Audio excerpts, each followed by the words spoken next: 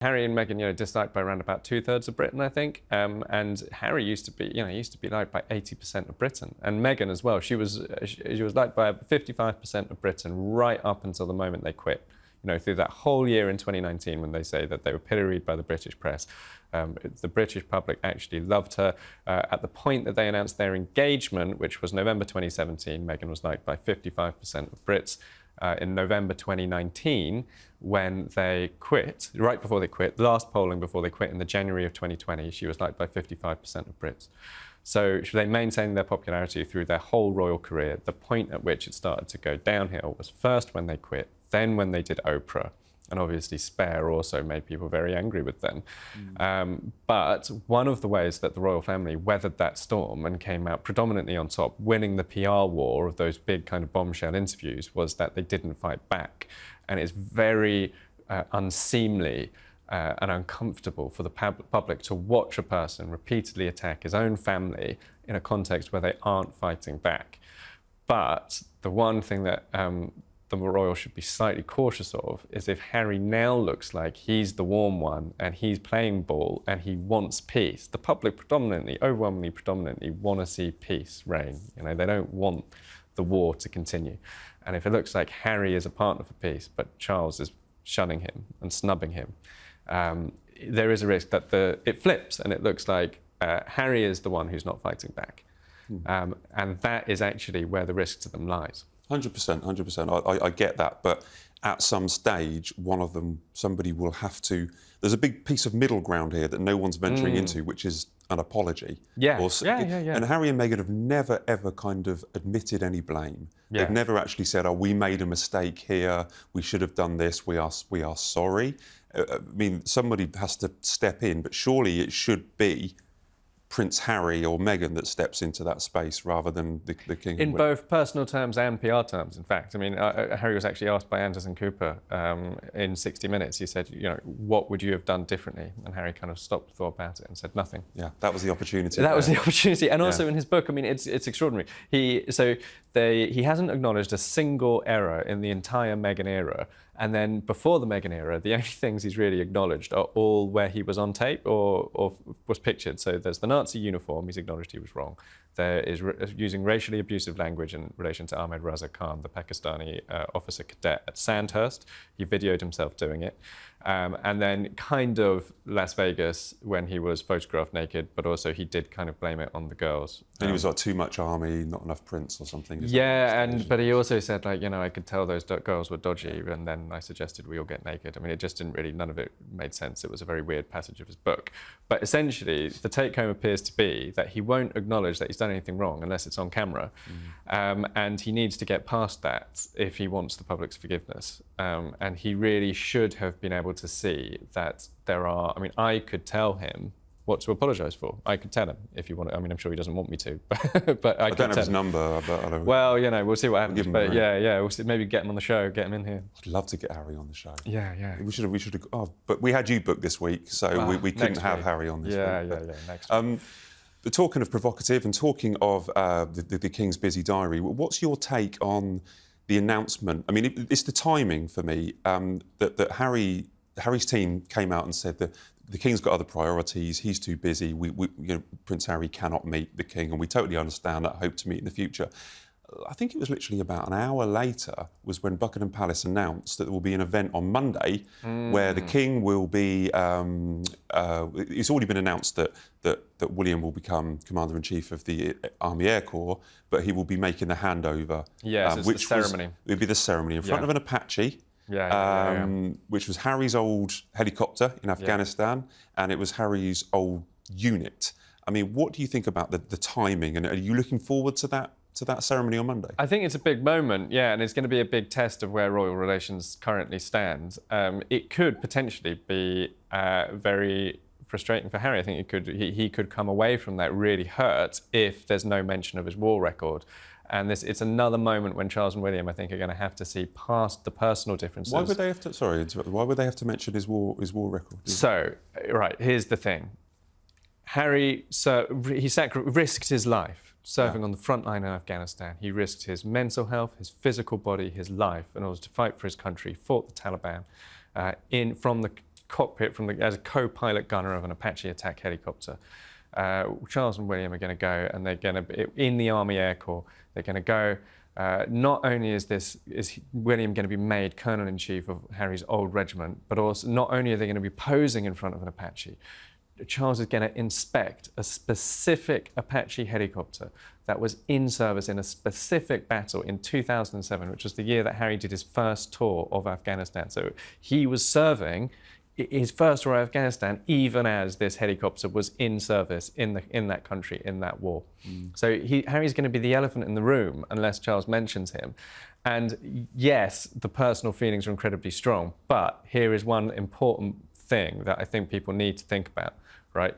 We send British people overseas to fight in wars that they didn't start, over which they have no control. And some of them die, and some of them come back wounded. Many of them read The Sun, right? That sacrifice or potential sacrifice that they make has to matter, even if people get upset with them over other things, right? Like, if it matters, it matters. And you can't just snatch that away from somebody and say, we're going to pretend that you never served, right? It's going to look like they're pretending.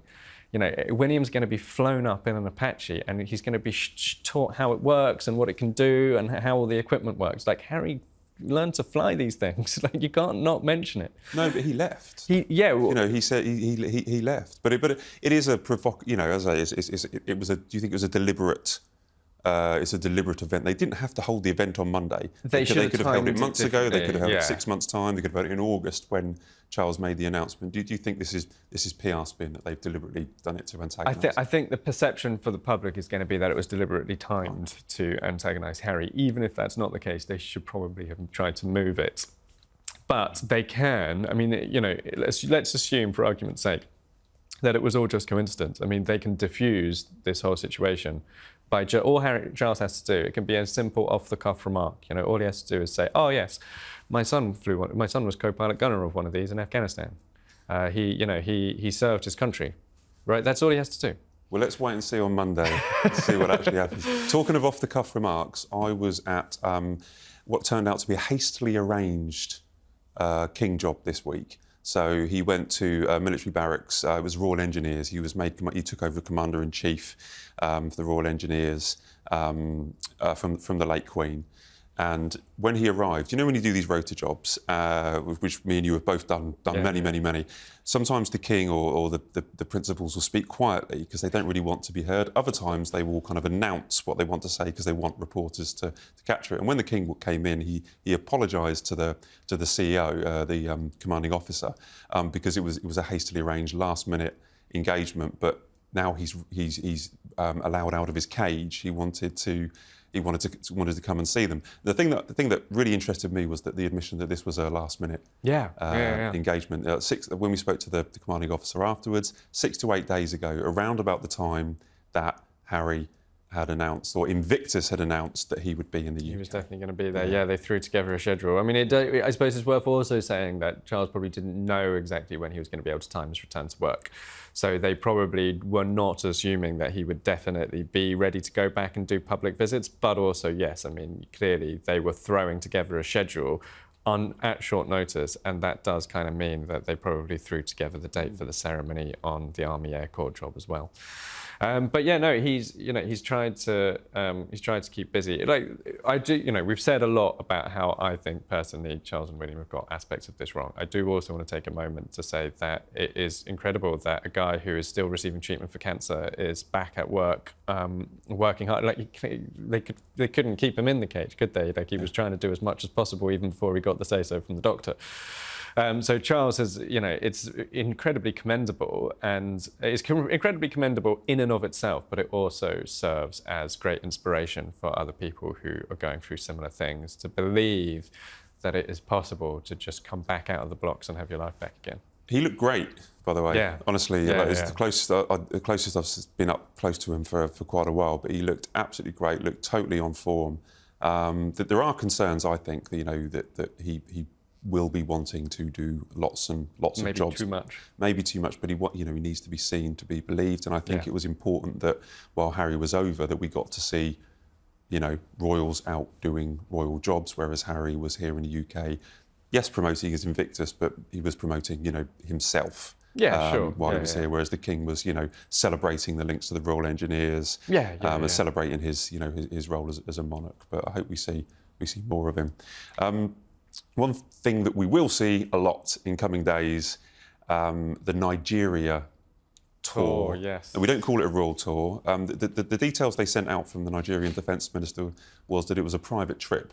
This is not a private trip. It's not a private trip. I mean, it's so funny because even that announcement of itself was made at a press conference with welcome Duke and Duchess of Sussex in the background on a big board. So yeah, it's a little bit all over the place in terms of how they presented it.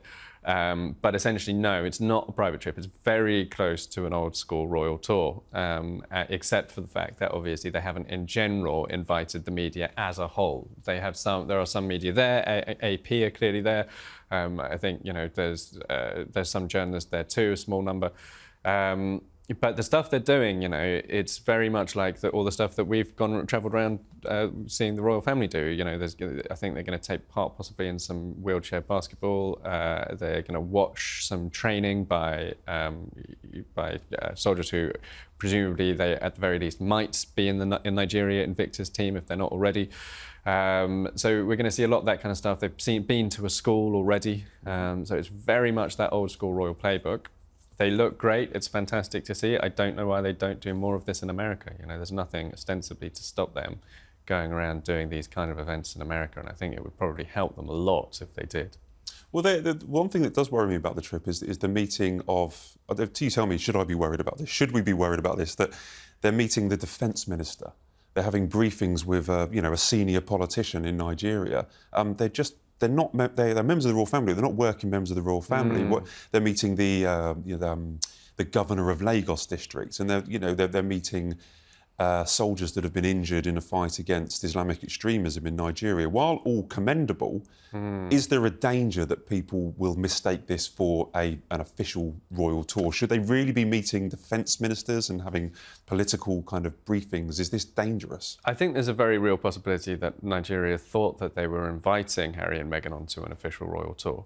Actually, in the original press release that went out about it from Nigeria Defence HQ, it described Harry as HRH, Prince Harry, the Duke of Sussex, and there was a later version that pulled it out, deleted it.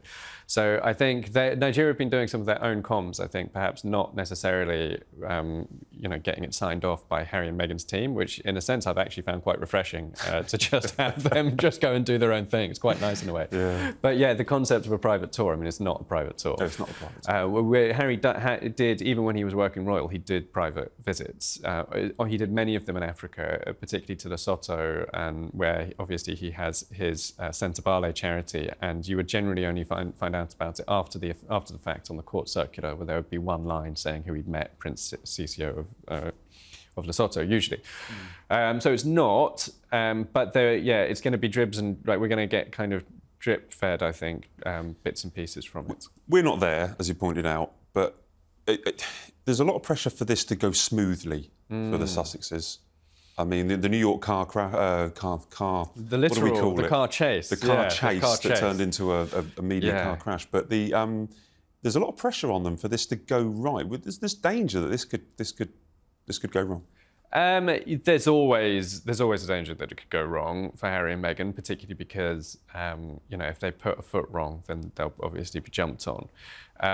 But I think that it's important not to make decisions out of fear. It's important to make the right decision, but they ought to start being positive. I think this is what Harry and Meghan need to do, is to start getting in a positive mindset, put the era of attacking the family behind them, new look Harry and Meghan, where they're just being positive, they're going out there, doing good stuff and not overly worrying about whether things are going to go wrong. There is a risk, there's a security risk. I mean, there's a security risk in going to Nigeria. There's a reputational risk if they mess something up, or if, some of these soldiers, you've talked about them fighting Islamic extremism, but how much have Harry and Meghan really gone into the kind of background of what the Nigerian army has been up to. So hypothetically, there's risk, but I don't think that they should let that worry them. I think that they're going to look great, they're going to look happy, they're going to look like they're doing good stuff for good causes, and I think that is what they need to be doing.